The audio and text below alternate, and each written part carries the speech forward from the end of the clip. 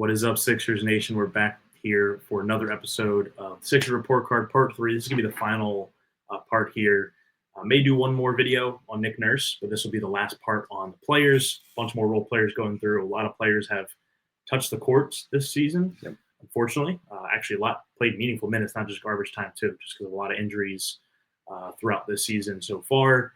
Only 34 games into the season, but a lot of players have made an impact for better or for worse. So going to go through a bunch of different players here in just a moment, starting with Reggie Jackson.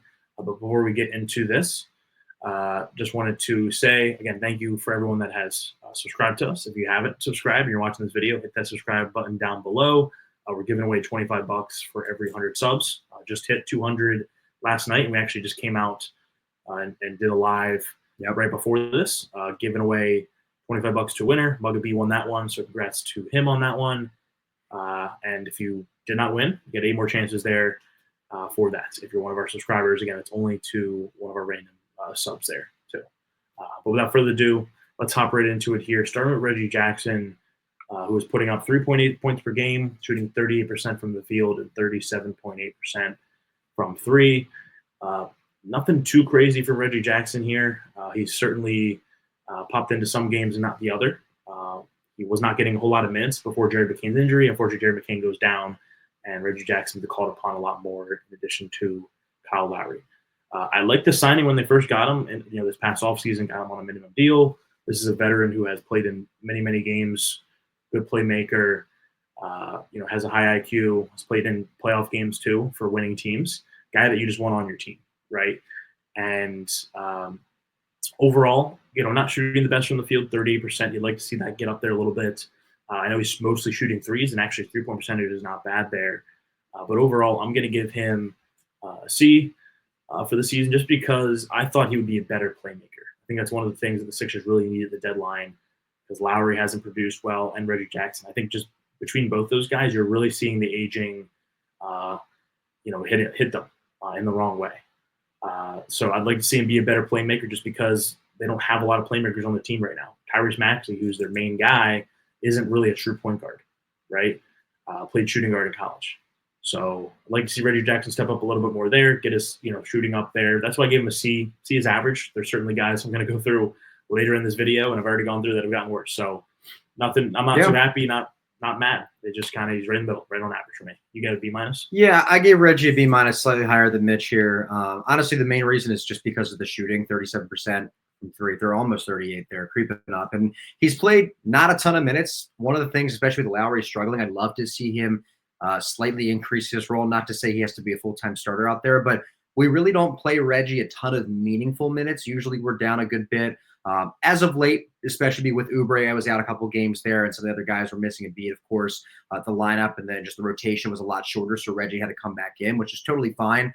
But he should be out there a little bit more. I think part of it is his playing time. It's hard to get into a groove. Anyone that's played basketball knows if you kind of go in there cold and step in for 5 minutes, then you're out of the game, which is usually how Reggie's role works, at least this season so far. It's hard to get into a groove. So Reggie, although it's been a small sample size, yes, I do agree with Mitch. The playmaking has not been there, but I also go back to he hasn't been on the floor a ton, and there's not a lot of continuity with this team, especially with Reggie and some of the other guys that have been in there. So B- just because of the shooting and his ability to not be afraid to shoot too. One of the things we've had in past where the Sixers players sometimes are hesitant, Ben Simmons, and plenty of others in the past, but at least Reggie has a quick trigger and looks to shoot. I like that. And as you mentioned, he is a veteran.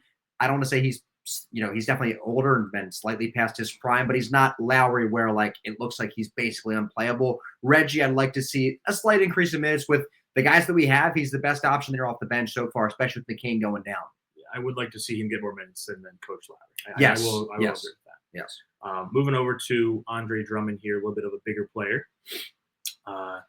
He's averaging 7 points per game, 7.9 rebounds, and shooting 50.7% from the field, which if you just look at these stats right here, looks pretty good, right? Backup center, and unfortunately has had to fill in a lot of games for Joel Embiid. Has had to start some games.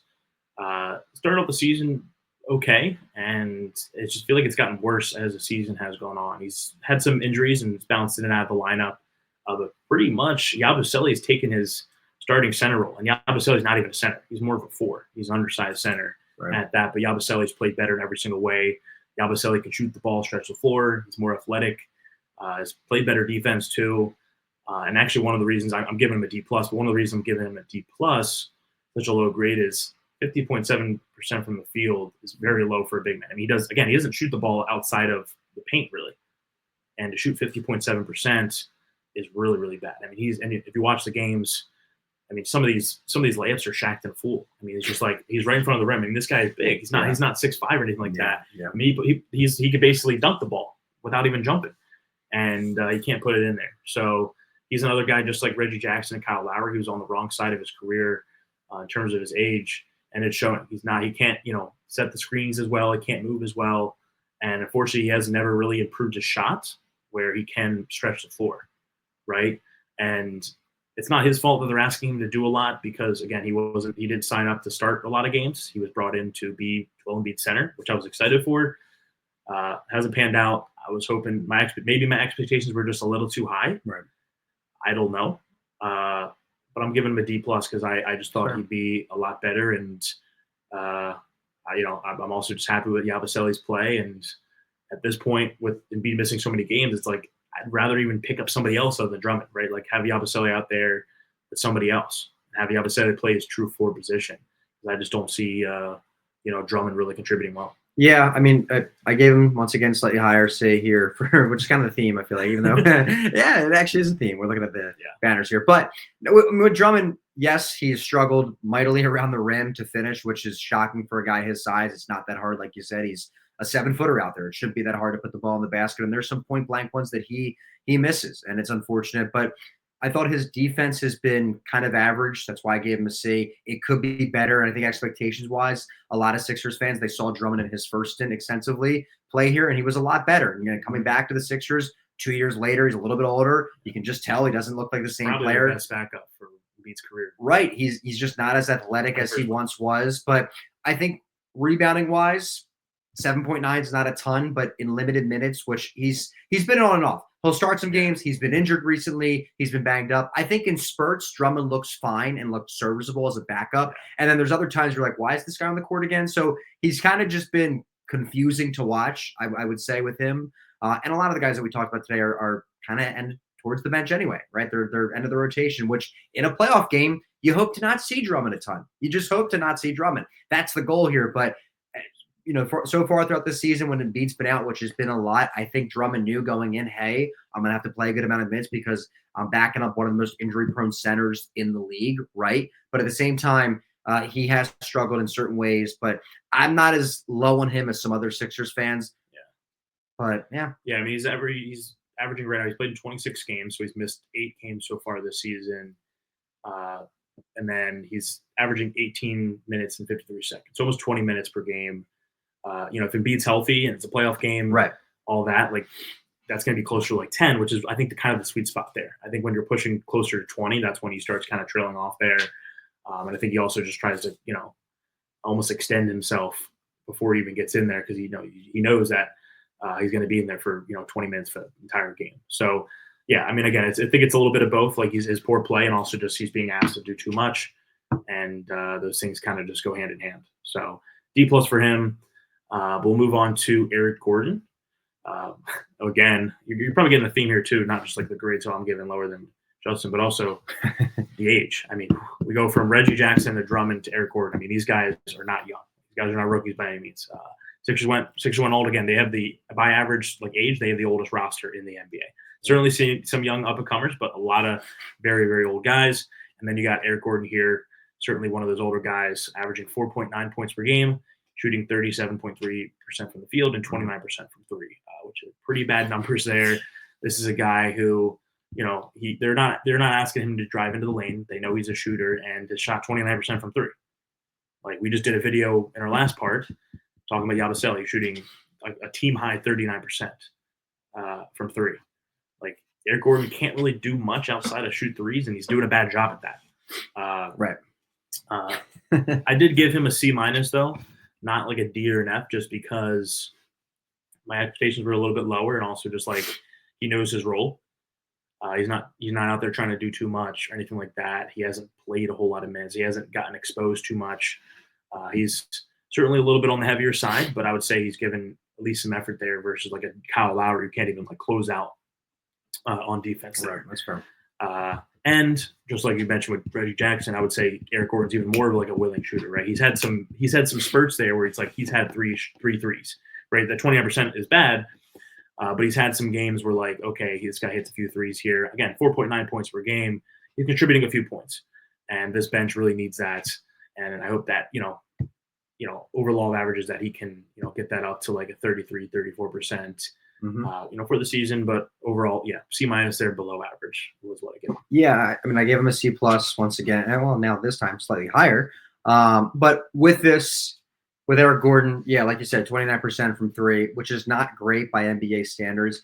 The one thing, and you mentioned it, kind of going back to it, which is just the quick trigger, his ability to at least pull the three. If you look at the Sixers roster, how it's built, there's basically, he got injured. McCain was our best catch and shoot guy. It wasn't even close. Outside of that, Maxey is still a good catch and shooter, but really a lot of his creation is off the dribble. In terms of guys that just spot up and are snipers, we don't have them. Like Eric Gordon's the closest thing, and that's hint at the trade deadline, maybe something that we go for because we need someone that can just flat out shoot. Wouldn't it be nice if a guy that's just, hey, that guy averages 6 points a game, but he shoots 44% from three? We don't have that, and we seem to never have it. Until remember the JJ Redick days, we don't have that on this team right now. There's not even close to that. It was McCain, but Eric Gordon has, I don't want to say stepped up. He's kind of just done his role. He also plays, once again, limited minutes, especially for a shooter. It's very hard to come in cold, but that's why I gave him a C+. Also met him in Sprouts, seemed like a nice dude. And his New Year's resolution was to eat healthier. So Eric Gordon, does that. When we see that, maybe it's reflected in the play. We will wait and see, and maybe we'll do another report card if his grades start to go up. Who knows? Yeah, I mean, I think we'll probably do another report card like once the season's over, like reflecting on it, and whether or not these increased, or got worse. Hopefully that report card's in June, not April. Exactly. Yes. But there's Eric Gordon's grade again, C- for me, C+ for Justin, and over to a guy, Jeff Dowtin. Jesus. I'd personally like to see a lot less of. I'd like to see those 2.8 points per game go to stay right there, not play another minute. I was going to say go to 0, but that one, first of all, would not be physically possible. And 2, that would mean he's getting more minutes. So I'd like to see him stay exactly as is right now, shooting 43% from the field, 22% from three. This is a guy who's on a 2-way contract, played well in the G League, but is not really translated to the NBA. This is a guy who plays with an undershirt on, but he's not Anthony Davis, right? Like he cannot rock the undershirts. He looks like a CBA, like an intramural player. Shout out CBA for – I was saying that like people would know what that means. That's I love it. Where we grew up, that's the intramural league. CBA, shout out CBA. And that's why I give him a D-. I was originally thinking an F+, but I gave him a D- because kind of like Eric Gordon, like Happy New Year. I don't have much expectations for Jeff Dowtin. He's a 2-way player for a reason. I'd like to say he's young, but he's not young. Like he's not a young player. I want to say he's like 25, 26. Yeah, he's up there. He's older. He is not like a rookie by any means. So I'd like to see other guys, like we'll go through Justin Edwards in just a second. I'd like to see a guy like him get more minutes, or like a Ricky Council, get more minutes, which actually I don't know if we have done Ricky Council in this, but I give him a D- for that, a little bit above an F. Yeah, very interesting. You did mention the age, which I didn't even think about. And he is older. You're right. I just looked it up. Jared McCain is 20 years old. Dowtin is 7 years older than him. He's 27 years old, Jeff Dowtin, which is mainly the prime of a lot of guys' careers. And he was in the Blue Coats for a long time, still is kind of back and forth there. But now you're seeing extended minutes here with the big team, with the Sixers. And he struggled. He has not really provided anything particular. Like there hasn't been a true flash where it's like, hey, at least Jeff Dowtin's a good shooter, or at least he's a good playmaker. He's kind of just supposed there. To be good. He was, his big thing is defense, and I haven't seen a ton. Put him on some matchups that are tough, right? Especially for a guy that plays a lot of G League time. But overall, he has not performed well defensively. Yeah, I mean he's lanky at his position for a guard, but just once again, just limited minutes has not shown me anything. Like there's no reason for him to really get a spot in the rotation in terms of like when we get to the playoffs, whatever that might be. But for now, when you're banged up, this is a guy that gets moved up in the lineup, and that's why you're seeing more minutes for Jeff Dowtin. But honestly, he's not really impressed me, and I thought he would bring a little bit more. But we'll move over to the next guy here. Speaking of another G League guy, another two-way player here, let's move over to Justin Edwards, who's averaging 3.7 points per game, 1.7 rebounds per game. Once again, limited minutes here, and then shooting 50% from the field. So small sample size. Mitch, take it away. Thoughts on Edwards so far this season? Yeah. Speaking of guys that with limited minutes but taking advantage of it, guy like Justin Edwards. Yeah. I know I've knocked on Nick Nurse a lot this year, and we'll do a video probably just solely on him and his performance. One of the things I have liked is he has tried new things, for better or worse. He's tried new things, and one of those things is playing Justin Edwards in games. This is a guy who was a top prospect in high school, I believe number 2 in his class from high school. Dealt with injuries, poor play, you name it, in college, and found his way, not getting even drafted in the NBA drafts, and the Sixers picked him up as an undrafted guy, which I loved. And they've already given him minutes in the NBA here, shooting 50% from the field. He's made some threes, had some good spurts. The Nets game, he hit some good shots there too. Again, a guy that has some potential here. So I gave him a C+. I couldn't go higher than that just because I haven't seen enough. Right, he's played a little bit of meaningful minutes, but overall not many at all.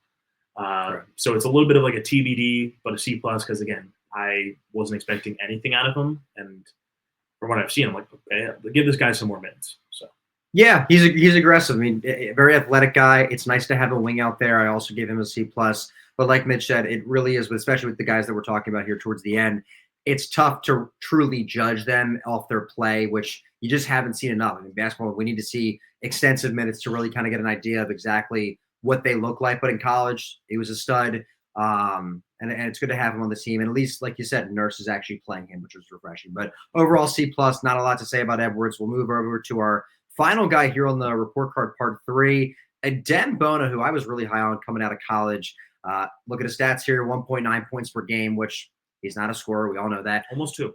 Almost two. 100%. At least he got 2 rebounds, right? 2 rebounds per game. And then 63.2% field goal percentage, which shout out Drummond for not hitting the 60s. At least Bona is there. Once again, small sample size, so it's hard to judge. In age, yes. Drummond has an age. That is fair. He's basically retired. If you look at age, that's a great point. Drummond is hitting that 401k plan, using it big time. Mitch gave him a C+. I gave him a C. Now, I like Bona. He looks lost out there at times, though. Which Bona are we talking about? I like Adem Bona, but let me be honest. Pause. I gave him a C because he's very athletic, and like you can see he has the body for it, and he's just kind of, I don't want to say he reminds me of like a baby Giannis because they're completely different. But when Giannis first came in, to be honest, he was kind of like this athletic dude that really had like a couple different skills, but he couldn't shoot. Not saying Bona's that because Bona doesn't really handle the ball that way. He's more just let me get rebounds and let me be physical down low. He's like a football player and like that's 6'8". That's basically him. But nice to be out there. I would love to see him a little bit more.